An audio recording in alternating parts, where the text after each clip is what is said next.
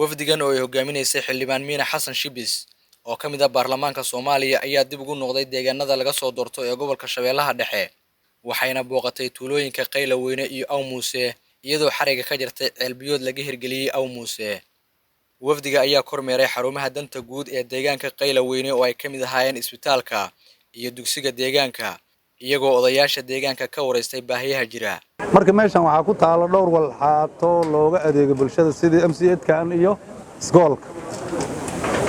ceelna waa ku yaalaa oo maaragtay alxamdulillah asagana matoora maadaama horumarka uusan gaarin weli oo soolarada waa gaaraa insha Allah marka mahaan haddaan wax hay'ad keenta kaliya maahan bulshada u duubata oo meesha degan nabadgelyada iyo wax ka qabashada daan wax maaragtay wax laga qaba hay'ad waa ku dhisay waa ka tagaysaa mugta marka alxamdulillah iyadana saas waay xaqana waad soo aragteen ceelkaad xiriga ka jarayseen ceelkaas goofkiisa ragaa dhiiba meesha ku yaalo waa boos ka shaqayntana intaan nagu qaadatanaga 2 sano heeday sii socda qarash aan gelinaa jaro iska dhaaf wax oo ka qaadan shuruudo kuma xiran wuxuuna biyo siiyaa warshiiq iyo inta ka sugayso bahgooya warshiiq waxa ka sugay qoroloow xaraara wax kale kama sugayaan inta soo saacadana loo socaa ilaa xeebaha biyo heleen horta taasina nagala qayb qaadatiin waa jecelna oo aadan maarta naga birigaad aragteena dheernina wax badan ay u xirantaa fadhiisinay rabtaa rag lagu wareejiyo ka baniyay rabtaa hadii ragaas oo wax sameeyaan laga soo tago marka waa inaad nagala shaqaysiin horta waa inta wax maraa inaad dhahdeen waa biyihii warshiiq oo aad taqaaniin warshiiq waa beledkii degmadi biyo la'aan ayna qabtaa oo biyaha waa xaraar marka biyahaanaan aad tagayaan insha Allah inta wax ka qayb ka qaadata ajir Allah ka siiyo marka alxamdulillah soo dhawaada wasiiru dawladda dib u heshiisiinta dawlad goboleedka Hirshabeelle Maxamed Maxamuud Sanay ayaa dadka deegaanka ka dalbaday inay ka shaqeeyaan ammaanka gobolka si horumar loo gaaro waxaan idin leenahay hal laga waantooba hal la joojiyo haddii la jooji waayana gacnaha la galaa waa dhamaatay hadda kadib inuu nin asaga jeebkiisa inuu kala soo baxo xukun ee qof ku fulihayo ee wuxuu u fulay la ogeynin ilaa iska fiirsado waa dhamaatay ilmaha hal la gacan qabsado haddii la gacan qabo waayo marka dawladda Hirshabeelle waxa looga fadhiyaa iyo dawladda qarankaba waxa looga fadhiyaa oo dhexe in ay ka qabtaan dadka waxa isku diray dhibaatadaas u geysanay waxa aad iyo aad ugu faraxsanahay in maanta Qayl Weyne iskool English iyo Arabi iyo Soomaali lagu barahay in uu ka furay aad iyo farxad noogu tahay arrintaas soo dhaweynayna waa qaasatan أنا وأبال شيكتا مركا ARC مركا أركو أبال شيكتا وحو أبال شيكتا قفك وجوه الريو شباب لو دحسوق الشنة بل عذا جوجا مركي إيمانا قدومي كاهي وعليكم السلام قدومي دقمة بلعت محمد شريف إنه جوجا كجوجا أمليها هذا محوها هاي دتك أو مالنتاس إلى كل مي نيل يرى عسير إيه محمود شريف iyo ninkaasaad liidi ugu cad yeerin markaas waxay yiraahdeen waxaan rabnaa ina keeno muxuu ahay ARC ina waa keena rabnaa koonfurta Soomaaliya meel ka shaqeyso ma jirto iyo Hirshabeelle ina keena rabnaa maxaad naga codsanaysaa oo ku siihayna ayoo markaas duucinayeen rabaan ina iraaha 100 kun oo halaysiyo ama 50 kun halaysiyo ina iraaha waxaan dheeray dhul fariina waa idin siinaa dadkana dhaqaalaha ka qaada oo muxuu ahay idinku kaalmay waxaan siisay maan waa kaba qalankii bugu iskor saaray casayra qoray pointida qoray wuxuu dhaw ku soo celay dhulka fariid ku sii haadha markaas wuxuu dhahay waa gudoomiyihii ugu horeeyay ee mashruuca inta la hor fadhiista waxa ka raba ma jira dhahay gudoomiyaha gobolka Shabeellaha Dhexe Axmed Mayre Makaraan ayaa ku tilmaamay goob muhiim u ah gobolka oo loo baahan yahay in horumarintiisa laga wada qayb qaato waan maartay kaga mahad celinayna soo dhaweynta reer warshiiq xalay iyo shalay iyo maanta waan isla wada joognay oo maantana ugu dambeystii aan joogno maartay Qayl Weyne iyo horumarada iyo aan soo aragnay barnaamijyada maartay ka socda degmada waxa intaas maartay wax qabad fiican ayaa muuqdo wax qabadka fiican oo muuqdo waxaan rabnaa in lagu daro haddaan wax qabadkaas muuqdo iyo dadaalkiisa ay bulshada aysan u wada dadaalin bulshaduna aysan u wada istaagin ma shaqeeyahay waa burbura wuxuuna naqaha mid maaragtay aan waxba ka jirin waxaana ka dhigaya maaragtay qaybo kamida bulshada haday horumarku aysan ka gaabiyaan ayaduna maaragtay waxay naqaysaa waxaan wax ka soo bixin waxaan rabnaa marka horumarada aan ka socda degmada hadday tahay ceel biyo macaan oo laga jiiday intaasoo kiiloomitir ee la geeyey degmadii xarunta degmada la geeyey haddii ay tahay isbitaalkii oo dhagax lagu wareejiyahay haddii ceelal kale oo tuulooyinka ka mid a laga furo ay tahay haddii tahay MCH-kan sidaan u qurxan oo ku yaallo isbitaalkii maanta aan soo arkaynay MCH-kan intaba waa horumar degmada Warshiiq ay leedahay bulshada degmada Warshiiq joogto waxay ka nasiib badan tahay bulshooyin kale inta oo badan oo degmooyin kale ku nool inay heli karaan gargaar maartay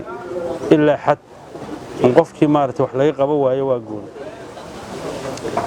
haddaan dadaalkaas la dadaalayo aysan qayb ka qaadan dadweynaha meesha joogo oo nabadoonnada ama akhyaarta aysan qayb ka qaadan dadaalkaas waxa naqaha midaan soco kale waxaana jiiseeyahay oo dhaawacayo dhibaatada ka jirta deegaanka ayaa dhaawacay Xasan Shibis ayaa dadka deegaanka uga mahad celisay horumarinta magaalada waxayna u ballan qaaday inay wax ka qabanayso baahiyaha dadka deegaanku ay u soo jeediyeen waxaan rabaa inaan ka mahadnaqo degmada Warshiiq oo runtii si fiican noo martigelisay deegaanka oo hormuud u yahay gudoomiyaha oo si sharaf leh oo wanaagsan noogu soo dhaweeyay degmada xalay inkastoonan marti ahayn laakiin maamulku waa la kala leeyahay waana lagu soo dhaweeyay akhiiran waxaan joogaa qaylo weyne MCH-kan aan joogo dadkii ballanqaadka ka sameeyay oo saxiixa wax ka dhiibayaan ka mid ahaa laakiin waxaa ilaahay nasiibkay ka dhig inaan maanta imaado oon arko waa meesha labaad aan isleeyahay noloshayda inaan ku faano ayay mudan tahay meesha koowaad waa isbitaalkaysanay oo dalka Soomaaliya taariikh ku leh oo maaragtay 30 sano gaaray maantana taariikhdiisa ay socoto shaqadiisana ay socoto oo isleeyahay Allah ilaaha ku waafajiyay maalintaas inaad meeshaas ka shaqayso sidoo kale MCH-ka qaylo weyn wuxuu ii naqanaa meesha labaad oo dhigi kara asaaskiisa ayaan qayb ka ahaa waana wax lagu farxan ku soo arkay nasiib darro gabar ilmo ka dilmaya meesha jiifta hadeertaan oo ii sheegay wiilka mas'uulka inuu hadda baabuurkiisa ku qaadayo xamar geynayo haddii degmada Warshiiq isbitaalkeeda uu shaqayn lahaa saacado yar ay ahaan lahayd waa laga gaarsiin kara gabadha marka taasna waxaan ku dadaalaynaa in maaragtay la fududeeyo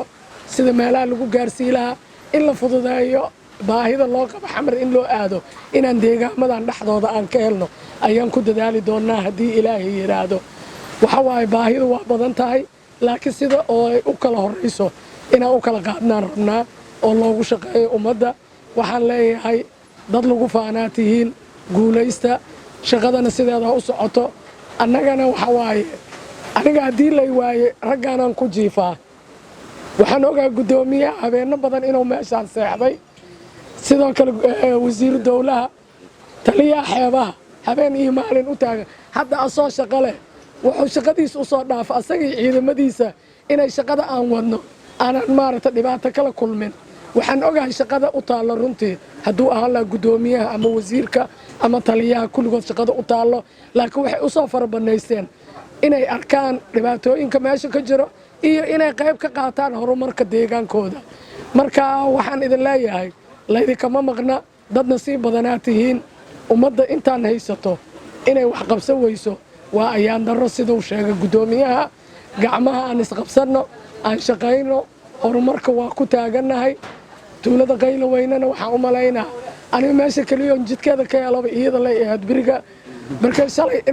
inaan dhintaan ka cabsada xataa bacaadka aan soo dhex maray sida uu egyahay laakiin bacaadkaas xataa waa ka shaqayn karnaa ilaaha dadna siiyey aan bacad celin samayno almeana jid suubsanno Warshiiq 60 kilomitir 20 jeeraa inta la yimaada laga naqi karaa haddii aan ka shaqayno marka shaqo aan u istaagno horumarka deegaankeena aan u istaagno deegaan kastana dadkiisa dhisto maalin dhaxdaas xamar ayadoo lagu casumay maamul goboleedyada ragga madaxda ka ah nasiib darro oo shir aan wada joogno laga codsanayo inay nagu saacidaan sida aan gobolka Banaadir ku dhisalayn aadaan uga xumaadaan maxaa yeelay ninkaas asaga nagama aqli badna nagama karti badna dadkiisa iyo deegaankiisa u dhisto horumarsaday wax noo diidi karo male inaan wax dhisano inaan isu nimaado wax naga maqan kaliya waxay tahay ma taqaanaa anigu haddaan iraa wasiir dawlaha ma aniga ila hadli karo anaaba ka weyne anima wax idhii karaa waa isku weynahay kalama weynin walaalaan nahay aan u soo jeesano horumarka deegaanadeenna aan u soo jeesanno inaan facin wax la qaybsanno dalkana lagama laha dalka meeha ugu nicmada badan ugu quruxda badanna ilaaha nagu manaystaye xeebaha nin haysta ma jiro warsheekh waa aragteen badda ku taallo cadala markaa aragtiin waa aragteen badda ku taallo war ummad ilaahay intaas uu siiyey oo aanan dalkeeda dhisneen waa ummadaan jirina jiifka aan ka kacno aan shaqaysanno aad iyo aadaan idinkugu mahadnaqaa sidaad u dhantihiin waxaan leeyahay qaylo weyne horumarkaad gaarteen waa idinkugu hambalyaynaynaa diyaaraan u nahay wax alla wixii naloogaga baahda inaan idinla qabanno horumarkan waxaa lagu gaarayaa iskaashi walaal nin kasto haddaan wax isku darsanno wax kasta waa jibi karnaa waxaa jirta aabbay allah u naxariistee wuxuu iga sheekay jiray nin geesiya oo faransiis oo Napoleon Bonaparte la yiraahdo ayaa mar wuxuu damcay inuu Talyaaniga weeraro marka waxaa jirtay Gibraltar buur la yiraahdo oo aan la mari karin markaas waxa la yiraahdaa see buurtaas ku mareeyo ware markaas uu qofka go'aansado inuu wax gaaro wax ka hor imaan kara ma jirto كلمة عربية هي الرجل الذي يصمم على النجاح لا يرى في الدنيا مستحيلا حدان أنه قوانسنا إن مارتي أن قولي سنينو وإحنا قهر ما كرمالي أن وذا قولي سنو أن وذا شقينا آدي آدنا وايد كوما نقعيا محمد موسى ترسن ورباهن تغرنكا مقدشو